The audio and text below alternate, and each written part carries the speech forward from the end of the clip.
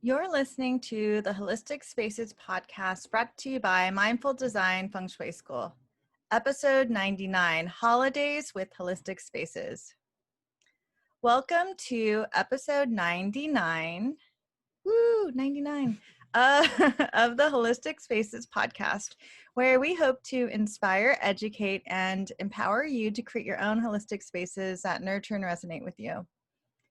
Anjie Cho and Laura Morris are the founders of Mindful Design Feng Shui School. Together, they have over 3 decades of experience designing harmonious spaces for their clients in their successful design businesses.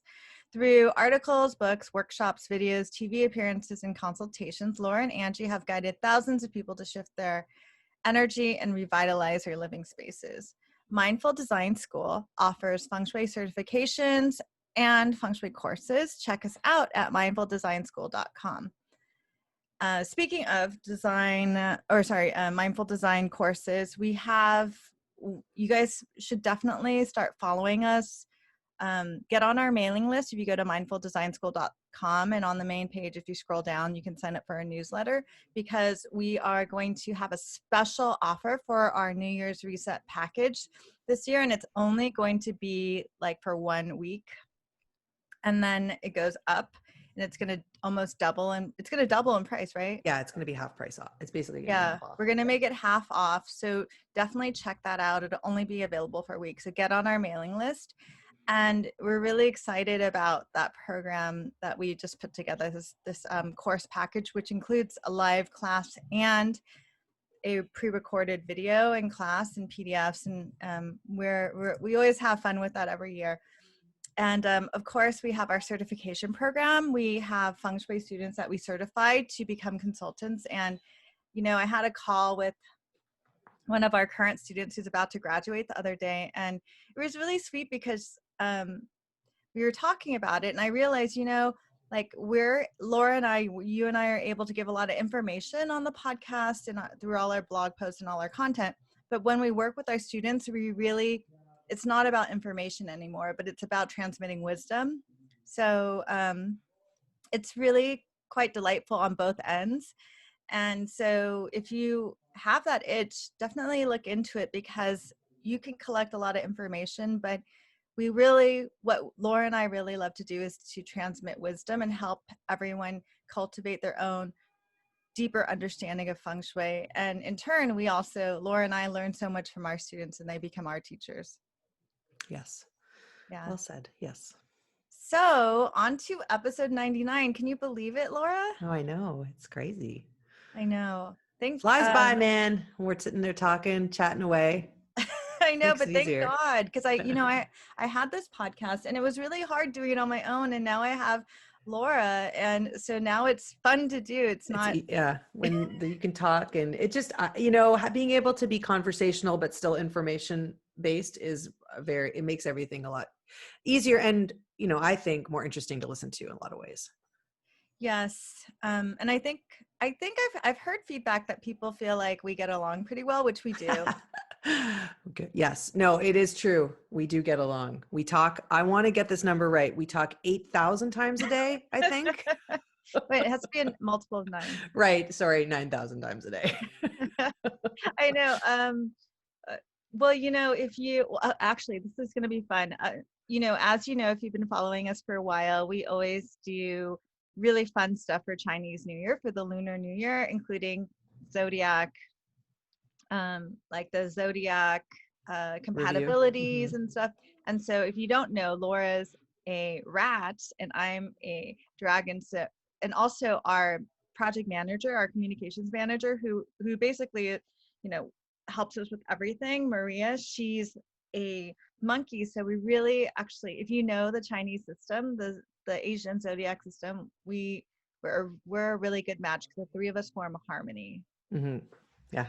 And we didn't even know it when we hired her. No, but these things just happen. Exactly. So yeah, episode 99, it's so exciting, and that's a special number because it's a multiple of 9. And we're really glad to still be here. And we have a few new things happening. Like, we have, for episode 100, we have one of our teachers Catherine Metz. She's going to be talking to us about how to keep it simple with Feng Shui. And then we're starting something new starting January 1st. So the first of each month we have a new series that we're going to add. So we'll have 3 episodes a month instead of 2. And so the first of each month will be the Holistic Spaces Astrology Forecast with Christina Wingeyer. And that's really exciting. So Christina is one of our good friends. And she actually used to do the same thing for the Lotus Way podcast. So if you know our friends at Lotus Way, Katie Hess has been on this podcast a couple times, and I've been on her podcast as well. And so Christina gave a astrology forecast for the Lotus Way podcast, the Flower Lounge podcast, which is now dissolving. So since Christina's one of my really good friends, I said, wait, why don't we have you come in and do this on Feng Shui and bring together Western astrology with Feng Shui, which is always fun. We know a lot of you are really interested in that. So it's a fun new offering for the New Year. So stay tuned that the first one's going to be January 1st. Yeah, I'm excited. That's good. Yeah. Yeah. So on to today's topic is fun holidays with holistic spaces. We're we're officially in holiday season. I'm already getting emails that say 'tis the season. So so Laura and I thought we would talk about what we do for the holidays and how we can and I thought it would be fun because I know Laura gets excited about this, talk about her holiday decorating and how that connects to Feng Shui. So, and we wanted to also talk about Feng Shui and decorating. So let's start with Laura. What do you do for the holidays? Well, I will be honest with you. I don't sit there and go, okay, how can I Feng Shui holiday decorate? But what ends up happening is because of the way I decorate and prepare my home for the holidays, it aligns. Maybe I'm just doing it intuitively too, but it ends up aligning so well with all of the Feng Shui principles. And then I have become a little bit more aware of it when I'm thinking, I'm like, oh, you know what? I should do that. That makes sense. And thinking a little bit more about where I put different things. But for the most part, what do I do for decorating? Okay. Well, I love it. First of all, I'm huge. Like the holidays, I just get so excited. I think it's because it's part of my background. I grew up, my grandmother would decorate cooking, and she would bring, the outside in, so parts, boughs, greenery, and of course lights and sparkle. And it was just, and then my mother did it, and my mother is like the queen of decorating. She used to wrap our front door like a Christmas present. And so it's been part of just my growing up. But I took a little bit, since I moved, I live in the country now. I spend most of my time out in a rural area. I've sort of shifted how I do it. And I'm lucky because now I can actually harvest. Like I can harvest and take, go down into some of the walks that we have. Like there's trails, and I will take, and we have some friends of ours that have properties that I can go on, and I will get material to decorate from there. So, which is fantastic. And also there's lots of farmers here, and part of what they do is they also bring out greenery and different stuff that you can use. So I like to support them. So it's a really fun time for me. And I will start probably the first week of December is when I'll start my outdoor stuff. And I'll focus on the outdoor, and then I'll wait for the indoor a little bit later, because everything I use is fresh, and I don't want to bring in a fresh tree too early. So, yeah. So, do you want to know what I do outside? Yeah. Okay. I did want to talk a little bit more about something you said. So I think in general, because I don't really do much decorating. I just have a little fake tiny tree, 3 feet tall. No, I think it's less, 2 feet tall. It's totally like a Charlie Brown tree. and I have like little peanuts, like little peanuts ornaments, and then we just have like a one credenza that we do, and that's about it. But I did used to collect peanuts themed, oh no, Christmas themed peanuts stuff, Like Snoopy. like Snoopy, yeah, Okay. peanuts. I love Okay. peanuts. So not the nut, but Not the yeah, nuts, the the cartoon. Charles Schultz Yeah, Charles peanuts. Schultz. Yeah, yeah. But I think that there's a lot of connection with what our parents did, right? Yeah. And that's what's different this year is that maybe some of us won't be able to, like, I'm not going to be able to see my family this holiday season, which I used to always go once a year in the holidays. So so it's nice to hear like your your inspiration comes from what you were passed down from, the joy that was passed down through your grandmother and your mother. Yeah, and this year, just like you said, it's going to be different for everyone. And usually we actually have a big party too, and then I do even more decorating. So I think it will be slightly scaled back for me just because it's really just going to be the us as a family, but it's so important. Like my son loves it, and my husband tolerates it. No, he loves it. He does love it. Well, you also He have a does love unique it. thing too, is that your son has been away at boarding school, so Yeah. it'll be extra special to have Yeah, this this is his first time. year away. And so yes, he'll be looking he'll like, it's all part of coming home and creating that almost, and it does. For me it creates like a peaceful family environment, and you get to bring in a lot of special things. So all of the ornaments that I have are either made by my mother or passed down from my grandmother. Oh, I don't I don't use any stuff that I do have some that are store bought that I have for a while, but I don't use. I found now that um, I was gifted all of these that I don't need to do that anymore. Um, and of course, I love sparkly lights. So many lights. Like I love like little glitter lights everywhere and fairy lights. But so my first thing, what I would do would be the outside, and I yeah, will. tell us about the outside. Yeah. So I have two urns that I put in the front. I have an old red brick house from like the turn of the century, and so I try and keep it looking very country and not too overdone. And so I go and I'll get green boughs, pine and cedar, and I will bring in sometimes birch bark. I can find birch, which is amazing, and then red dogwood. The dogwood is big because we have tons and tons of dogwood out here. It just grows on the side of the road, and that adds that red in that from a feng shui standpoint is really great. Like I love this time of year because you can put red on your front door if you don't already have it. So I add the red with the dogwood. I add lights in it as well. So I have both lights and the red, and then I have a red berry wreath that I make. And my friend and I, what we do is we actually go to, and we actually take it from this property. It's really cool. And she makes these grapevine wreaths, like twisted grapevines, because I also live in a place that has lots of grapevines. And so we will just sit there with all these piles of stuff, and we'll just like twist it and wire it on and create our own sort of really natural looking wreath. And but I like to bring in the red berries that are on the trees as well. So and then lights for the sparkle, because you always want to welcome in that energy. And I always feel that a well lit house and well placed sparkly lights are such a welcome. Like it really does call in energy, and it draws people in, and it draws the energy in.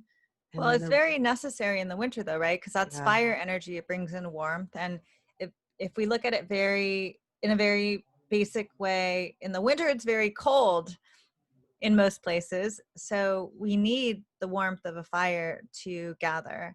And it's also I think in the more Eurocentric traditions where it's cold, like in that area of the world is colder, there is a lot of emphasis on gathering around the hearth and the fire during winter.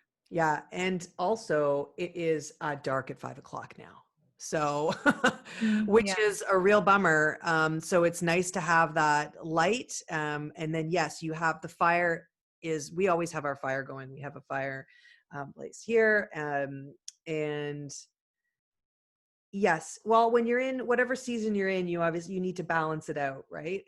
And fire, bringing in that warmth, that gathering around is really, really important for us. Like we spend a lot of time around the fire. All of us do. You'll just see us. It'll be like the three of us and then our three animals, like all around, and the animals are like, piled around.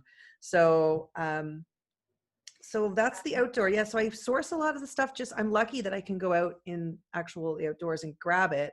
And then inside, probably around the middle of the month, in the middle of December, I'll go and get my tree, and I get it from a local um, greenhouse here, and they support them, and they have beautiful trees. And I get a balsam fir, I think it is. Yeah. And we put Can that you up, and I talk put it in the center of the house. Well, can you talk about that, like the importance of finding local and why and fresh Yeah, things? for me, it's important. And I mean, there are studies that have been done that if you do get an artificial tree, there's nothing wrong with that if you plan to use it for, I believe it's like 20 years or more.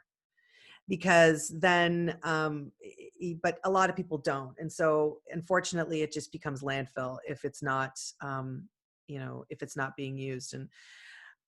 And actually there are tree farmers, that's what they do, is they create Christmas trees, like Christmas tree farms here. We have quite a few.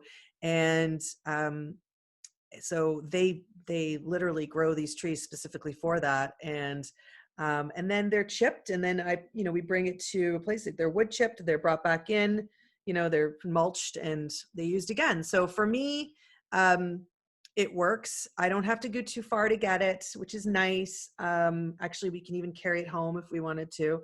So for me, there's a real element of bringing in nature and not using the artificial as well. I understand the convenience of artificial, and especially with the ones with the lights in already, I'm like, that's pretty cool. But for me, I definitely, it's got to be real. I've always had a real Christmas tree. Like growing up, it was like sacrilege if I said to my mom that. And when it was really cool, like in the 80s, I was like, we should get like one of those really cool pink ones or white ones. Or my mom's like, okay, I need you to stop talking now. So we never got one. It's always been a live tree, and it makes the whole place smell great. And as we know, this is wood chi, like it's so much wood energy brought into the house. But also, for those of you Can you that talk are, about what would she yeah, mean? yeah. So the wood element is from the five elements, and it is all about growth, but it's also connected to family and new beginnings and just that vital energy. And when you bring in a fir or cedar or pine or any of that smell, for any of you guys that, are aromatherapy or, herbal medicine, et cetera, the power of that cleansing power, just the way that it can completely change the entire home, having that smell in. I just love it. I love the greenery, smell of greenery, and I love it. And I put it, I end up placing my Christmas tree in the center of the home. It's the first thing you see when you walk in the house as well. And it, as we know, the center of, if we're looking at the Bagua, the center of the home is the Tai Chi. And so anything you do to the center affects all of the other Iquas. And so for me, I set the intention to place it there. And, I do, it just ends up, you can set the intention, but also live the intention, where my son and I and my family were decorating the tree together. I mean, that literally is coming together and being harmonious. And so you're setting that intention in the center of the home, and it's really radiating throughout the entire place. So yeah, I like, it's a very special day when we decorate the tree. Um, so let's talk a little bit about, since we've been talking a lot about decorating, how Laura and I feel that there's it's not just us. There's a misperception that feng shui is decorating, and I know you have your opinions. Yeah. I mean, it's not decorating. It's decorating is, you can use, when you're making changes to a space, you can absolutely, and so if you're going to make an adjustment to a space, a feng shui adjustment, you can get there by using a decorating technique, or something that is, a decor item, or something physical that's put in the space. You do it through color, through shape, through layout. So there's absolutely a place for how decorating integrates with feng shui, but it is not feng shui. They're different. They're different. But you can practice decorating or do decorating with feng shui in mind. It's pretty like sometimes then it's still like, that's a very kind of surface way to look at feng shui in many ways, but it's also a very simple way, because a lot of times you can, if you start to really learn the 5 elements and the system really well, there's a lot of power in just being able to use color, shape, and material intelligently and with subtly in the space that can kind of integrate with your decorating. So you can decorate with feng shui in mind for sure, but just don't confuse the two. That there is the element of intention, right? You want to be intention. There's intention, there's a purpose, there's a reason why you're doing it, just rather than just decorating straight up. Yeah, and there's also some practitioners that may have more of an affinity to using decorating elements to adjust, but like it depends. Like I think Laura leans more towards that than I do, and then I think just because the way I was trained with some of my teachers are more energetically focused. I mean, we had the same teachers, but I think that I spent a lot of time with them in person, so more than Laura did because I live in New York City, and we have 4 different teachers that all kind of teach differently. So anyway, I think that it's a good thing to kind of point out, because sometimes people will say, oh, well, what kind of feng shui decorating can I do for the holidays? And you can, and you can tie it together, but it doesn't, that's not what it's all about. There's more to it, is all we're saying. Yeah. So one other thing I wanted to mention was that so since we're having a challenging year, obviously, and we're definitely going to address that in our workshop this year, where or the workshop that's going to to welcome 2021, this one that we're going to be launching, and you guys should definitely check it out, because I think when this podcast goes out, it'll be up and available to purchase at that special launch price. So it's like a New Year's reset course with a live class and a workshop. But we acknowledge that it's been such a challenging year. So how do we clear the space? How do we start to welcome in a new shift of energy? And I think it's especially important now because during the holidays, whether or not you can see your family or whatever your specific situation is, I think a lot of people have challenges at this time because of family. And there's like actually an episode that I did with Rosalie, one of our teachers, a few years ago, that goes over like how to work with the dynamics of your family based on their 9-star key. So that would be interesting for you guys to check out. But yeah, I think it's just about acknowledging like there's some difficulties, and we bring families together. We families come together at this time, and some people have problems all the time at this time of year. Yeah, it can be. I mean, I think I practice a lot of gratitude that for me, and it's not always been like this. I mean, I'm lucky now that my life is in a place now where for me, the holidays is a positive thing, but there are times when, and I get this, that for some people it's not, there's a lot of loaded stuff in it. So, but I think, bringing in small things into the home and trying to ease the tensions, at least that's what I try to do. I try and do it. And it is going to be a different year. This is for sure. Small gathering of just my immediate family, basically us. That's it. Everyone lives in the house. That's it. So it's going to be different. Yeah. Yeah. I think it's just going to be me and my husband the whole time. Yeah. Or, which is okay. And yeah, so I guess that's our holidays with holidays. Feng Shui. I basically talked the whole time about how I decorate my house. So thank you everyone for listening to that. Yeah, well, that's what we were planning. I was like, Laura, just talk about, because Laura gets so excited about it.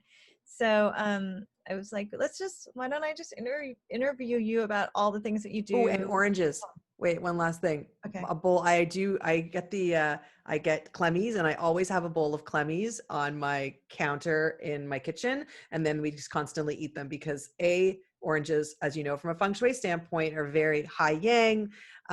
It's a really, you know, an amazing fruit that we use in our feng shui adjustments as well, but we obviously eat them, and then it has that energy right in the center of the dining table. Sorry, that's one last thing I do. I love that. And that also helps to clear the air. Like if you have difficult family members or whatever's happening, right? Yeah, it's like a little space clearing on your counter. Mm-hmm, mm-hmm. Okay, well, thanks so much for listening to this episode of the Holistic Spaces podcast. Lauren, I wish you the happiest of holidays, especially in this challenging year. You can now tune in starting okay, tune in on the second and fourth Mondays of every month for a new podcast episode, and starting January 1st you can also tune in on the first of every month for our astrology forecast with Christina Wingeier. And if you like our podcast and this episode, please share it with others, subscribe, leave a review, and sign up for one of our workshops to support us, especially if you've been following us for a long time. We'd love it if you can send us some support back. And if you'd like to explore the world of holistic spaces and feng shui on an even deeper level, you can visit our website, read our books. Laura has a book, I have a book. You can check out our blog for more information. We have tons of free stuff. We literally literally talk and give out free feng shui content, like probably 50% of our day, every day. So, Yep, truth. yeah. And you can also support the podcast by checking out our certification and mini courses at mindfuldesignschool.com. And definitely sign up for our newsletter, which is at, if you go to mindfuldesignschool.com and you scroll down, we should have a pop-up. I keep saying that to sign up for the newsletter. Huh? You'll find it. I said, stop it with the pop-up. Just scroll down to the bottom. You'll see it. It's very clear. Laura doesn't like the pop-up. She says, yeah, and then she ignores me. All right. So, yes. So support, it's like finding the front door, like I have to give a long explanation. So you can go to mindfuldesignschool.com, scroll all the way down to the bottom, and you can sign up for a newsletter, because we have this new course, and you guys got to sign up for it, because it's only going to be a special launch price for a week. And yep. And that will be at the top. How about that? How about I make you a deal? I'll put that up at the top of the page. The new course that we're offering. It'll be the first thing you see, like the front door. Okay, there you go. Okay, it doesn't matter. All right, thanks so much, and we'll see you for episode number 100 pretty soon. Bye.